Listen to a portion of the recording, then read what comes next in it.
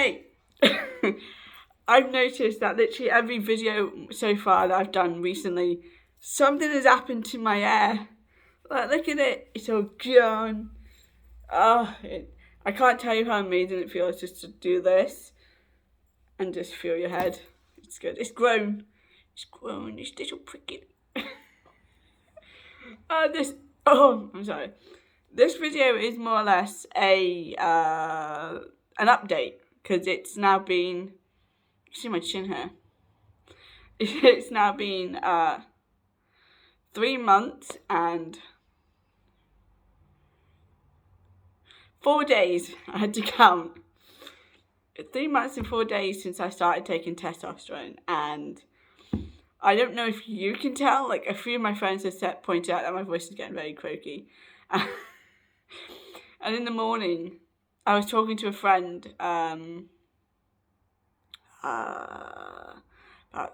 5 or 6 days ago, and like she FaceTimed me early in the morning, and I was like, hey, and my voice was like really croaky, and I was like, just woke up, so I was like out of it, so completely tired.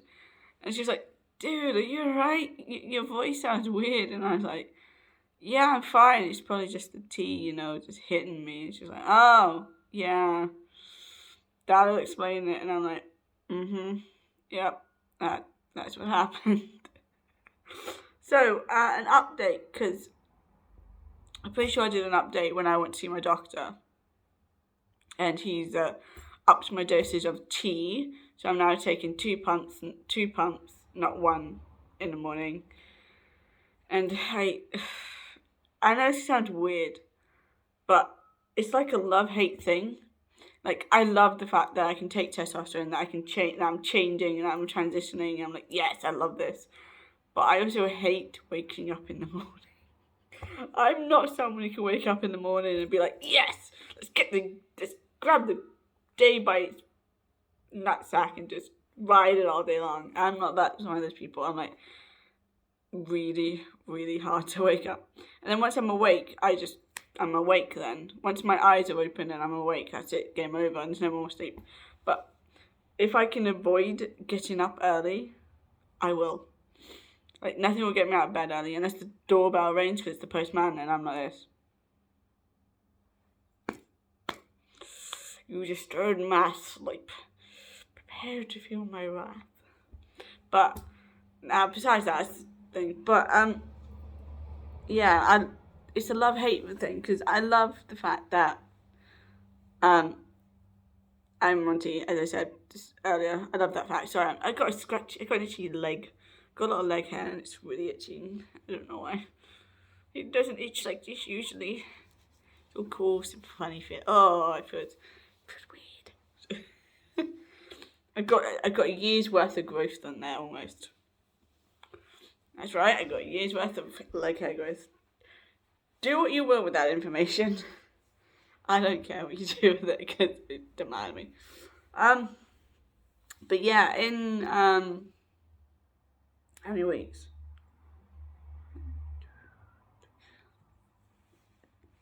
I think it's in a little over 3 weeks time. So I went out of screen then because I just moved to the side. And in a little over 3 weeks, it will be 1 year since I moved out. And I'm both like, holy shoot, so much has happened in the space of that 1 week. 1 year. 1 week. What the? So much has happened in the space of that 1 year that I literally, if I looked back at what I was like when I left for the first time and myself now, I can tell you this fundamentally, I would not recognize the person that I see before me. I'd be like, wait, this actually happened? I'd be like confused. I'd be like, no way did all this amazing, good happiness happen in a year. It's like so much has changed, and so my mental health is so like, obviously it's not the best it can be, but it's so much better than when it was when I left. Like, when I left, I was a freaking wreck. I was broken, I was chipped, I was missing parts of myself. And that 1 year, I found myself, my real self. I was able to be my real self without fear, without consequence, without arguments, without shouting, without literally living a lie, basically. In that 1 year, so much changed. And I was one of the exceptionally lucky ones, because usually, when I say usually, I mean like 9 out of 10. I've never known it to happen as crazy with me as ever. But usually when you get referred to a gender clinic via your doctors, you usually have like a 30-month wait list just to get one appointment. And I literally had my first appointment within like 2-3 months of me actually putting my name down. Like, I can still remember like speaking to the doctor, it wasn't a doctor, it was someone who was working with the doctors to like help their caseload.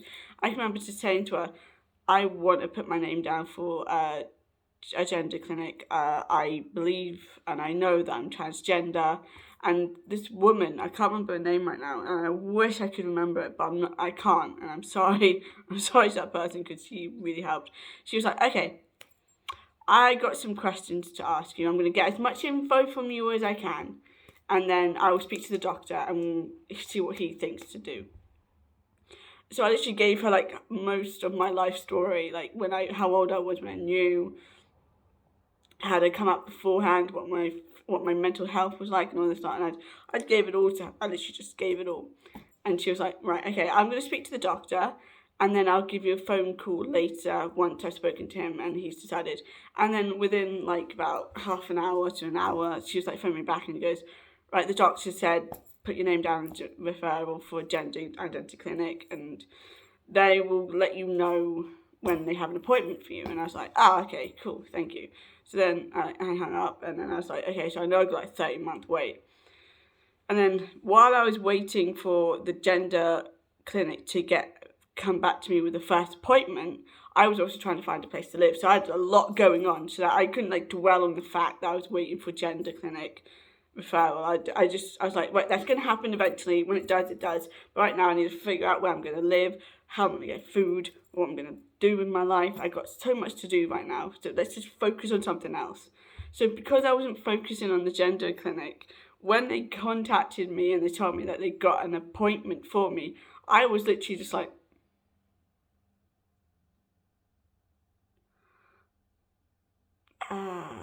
yeah, I'm still interested in having an appointment. I was like confused, because literally the same day that I had my phone call to let me know that they had an appointment for me on the Wednesday after, I had literally had the confirmation that I could move into this place right now. I could move into it the same day, well, the day before I was having my gender clinic. Well, not the day before, it was 3 days before. So I was like, they said, you can move in on a Thursday. So I was like, okay, cool. This was like on a Tuesday, I think. Tuesday, Monday, something like that. No, it was Wednesday. They said I could move in the next day. Because I remember it was a Wednesday, because that's when I spoke to the person on the phone. And she was like, yeah, the housing association was like, oh yeah, you can move in, like, come down tomorrow, sign the tenancy, and you can move in. And I was like, wait, whoa. And then I had the phone call that night of the gender clinic saying, we got an appointment. So I stayed over my friends for a couple more nights, just so while I moved everything over. And then I was in my flat for like 2 days on my own. And then I had my gender appointment. And I'm pretty sure I went into it more detail in a previous video. I'll see if I can find it, and I'll like link it in the description box below. But so it's happened so quick. And then when I was speaking to the doctor, and she told me, she literally got my entire history, everything about me. She knew it all. And then I can remember when, like, she told me about me starting testosterone, and I was like, okay, I needed to fill in a, not fill, what's it called? Not acceptance, a, confirmation? There's a word for it, I can't remember what it's called. Oh, it's gonna bug me. I had to fill in a little slip that said that a consent form, that's the word. I had to fill in a consent form to say that I consent to myself to have testosterone. I give consent to give me the testosterone so that I can transition. And then, like, I didn't hear anything for a while from them, so I was like, okay. So I phoned up, like, to find out what's going on. I explained about this in another video. I do like link 1 for this part, link 2 for this part. So I've got a lot of editing to do, haven't I? I haven't made this easy on myself. I never make things easy on myself, but that's just me. And then she was like, so much. And then in December the 15th, that was when I took my first pump of testosterone, and I was like, it's happening. And I knew that I wouldn't get, oh, my voice just went really funny. I knew that I wasn't going to notice any changes, like, for quite a while, because they start you on the lowest dose of T for the gel, and then they build it up, and you got to build up the T in your system. Although I did find out that if you have too much testosterone, you're female to male, transgender, your body will actually convert the excess testosterone into estrogen. And I was like, when I found that out, I was like, oh no, don't tell me like my testosterone's gonna be like really, really low and everything. But I did my blood tests about 3-4 weeks ago now, longer than that. I think it was like 5 weeks ago. And so when I went to see my doctor this time, he was like, yeah, no, your testosterone has showed up on the chart. And I was like, yes, it's showing, my body's taking it. But I can remember, and I was like 1.5 months on T, and I was lying in the bath covered in bubbles because I don't want to see anything, and I don't like showers. I mean, I'll have a shower if I need to have a shower. I'll take a shower. I actually do need to get a little non-slip bath mat thing, because I nearly broke something in there at one point. That was not fun. So I can remember just lying there, and I was just like soaking in the bath, like, oh. I remember looking down, and I could see my stomach, and then I went, am I seeing what I'm seeing? And I could see really small hairs on my stomach, and I was just like, no, that's the bubble residue, it's gotta be, there's no freaking way nothing there. So I wiped it away. I was like, what the heck? And then I looked down, and I was like, no, that's hair, there's hair, I got hair on my stomach. And I was so freaking happy. I am actually ecstatic right now that I got a hairy stomach. Yeah. Who knew you could get this ecstatic over hair on your stomach? I didn't. But I was like looking at it going, oh, yes. And then my voice started changing after 2.5 months on TV. I started noticing. I was like, maybe it's just me, but my voice sounds a lot more croaky. Like in my ears, my voice sounds really hoarse. Like I've been screaming for 25 hours non-stop. Just like, that's how raspy and hoarse it sounds in my ears. And I know it hasn't changed that much. It probably just dropped a small percentage. But I was like, my voice is definitely a lot more raspy than usual. What's going on? I don't understand this. Is this what it sounds like for the rest of my life? And then I was like, now you're just imagining, you're hearing it. You want the changes to happen. So you're projecting the changes happening before the changes have happened. I don't know. I don't notice that I talk with my hands. I'm a hand talker. I talk with my hands. I don't know why. But I was just like, okay, right. Nah, you're imagining it. And then when my friend told me that my voice she noticed a change in my voice, I was like, wait, you can hear a change?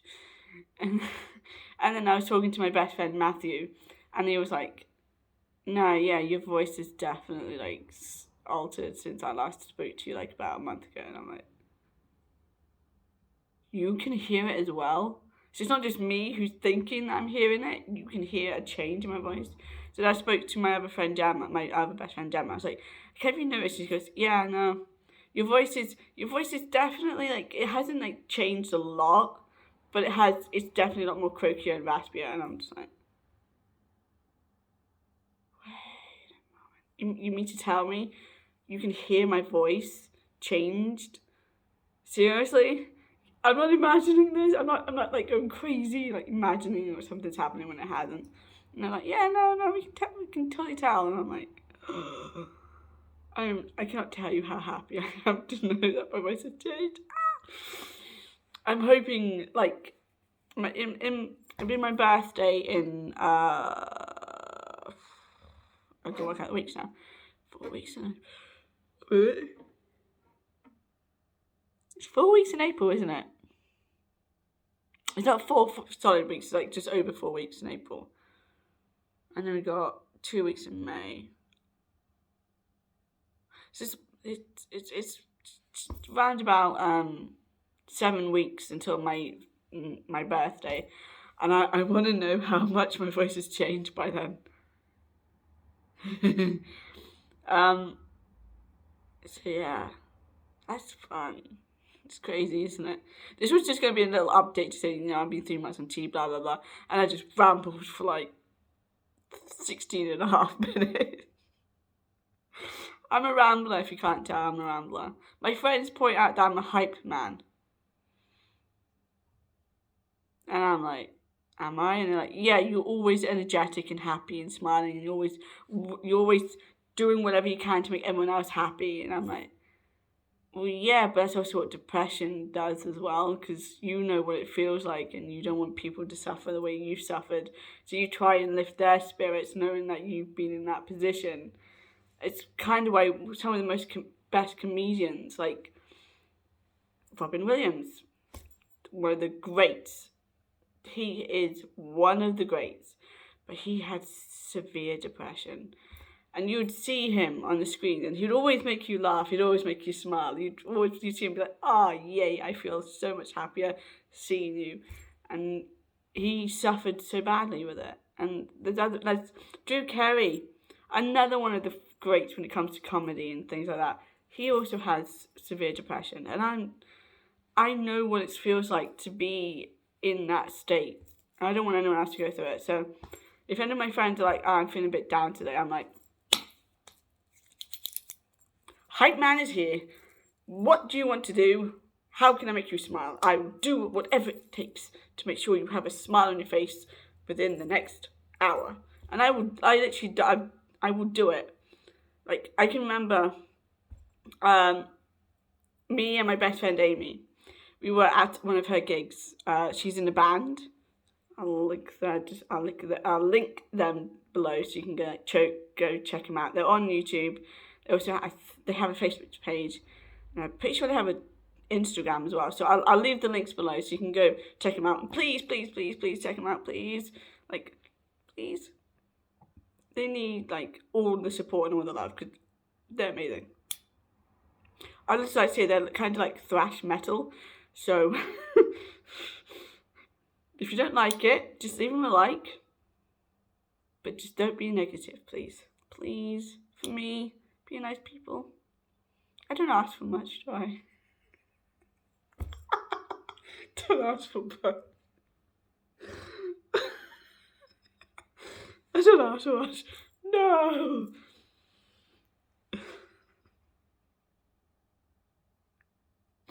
I'm gonna cry with laughter in a minute. Oh, flipping heck. And there goes my tears. Wow. What was I going to say? Oh, right. I was at a gig with her, and she was in a bad mood because the headline act was like trying to get her band off the stage as fast as possible. They like kept moving things around, and she was just getting really, really annoyed. And I'm pretty sure she actually worked like a full day that day. Like, she'd been in work and she was just like not having it. And she was just like so annoyed. She actually said to her fiance that she's going for a walk, and I literally just looked at her. I was like, "Don't worry, I'm on it." I followed her out. We walked around Bristol for a bit. Managed to calm her down a bit. she was still a bit annoyed when we went back to the pub where the gig was, and she said to her fiance that she wanted the keys to go in the van. So she got in the van, and I got in the van next to her, and within like 5 to 10 minutes, she was crackling with laughter because I was doing whatever it took to make her smile. I was thinking of all the crazy things I could come up with. I was like, I can come up with some things, so let's come up with something. And at one point, we could see these people who were we were people watching basically as they were walking in front of the van, and we were joking about, oh, I bet you he has a cat in the house. Oh, bet he likes the cat, doesn't he? Like, you know, we're just like being really funny. We're not insulting the gays, by the way. That's just the way I sometimes act with Amy. Is I act really, really non-straight. I'm not straight at all, actually. I'm asexual with pan-romantic, so I'm not straight in any way, shape or form, and I don't think I'll ever be straight, because straight's not okay, and that's another subject I'm not going to breach upon right now. Oh, jeez, don't get me started on those, and don't get me started on the super straight, oh gosh, no. But yeah, so we literally just, we took the mickey out of other people, and she was like crying with laughter within 5 to 10 minutes. She was absolutely cackling, and I was like, there we go, my job here is done. I made you smile. It's all I wanted, is to make you smile. But that's what I am. I've always been a clown. I'd always make someone else happy over myself. I've always been that way. And it's not being a people pleaser. I am not a people pleaser.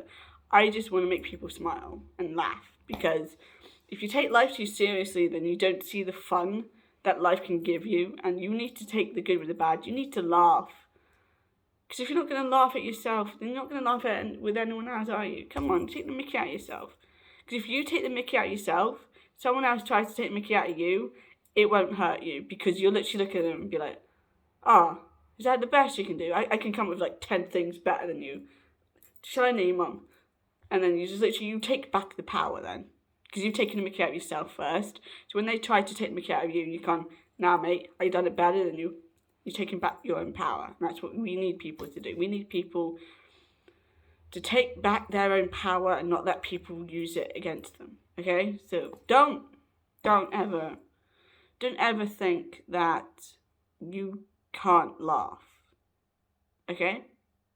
Because there's a reason it takes more muscles to frown than it does to smile. Okay? So smile. The world is spinning on an axis. It's not flat. Anyone wants to come after me as a flat earther, I will put you out flat. Okay? I will give you facts that will make you go, that makes sense. So don't come after me with flat earthers, because I ain't having it. No, my accent just came through there. I'm really sorry. I'm trying to hold it back, but it's not working. But yeah, no. So while the world spins and day and night exist, smile. You never know when you might meet someone who's feeling a bit down, and your smile could brighten their day, because they'd be like thinking to themselves, I didn't get that job interview. I was really hoping for it. Wait, how am I going to pay for my rent? How am I going to do this? How am I going to do that? And then you smile at them, and they can kind of go, and I've done this myself, because I've been feeling a bit down. And someone would smile at me, and my mind would go,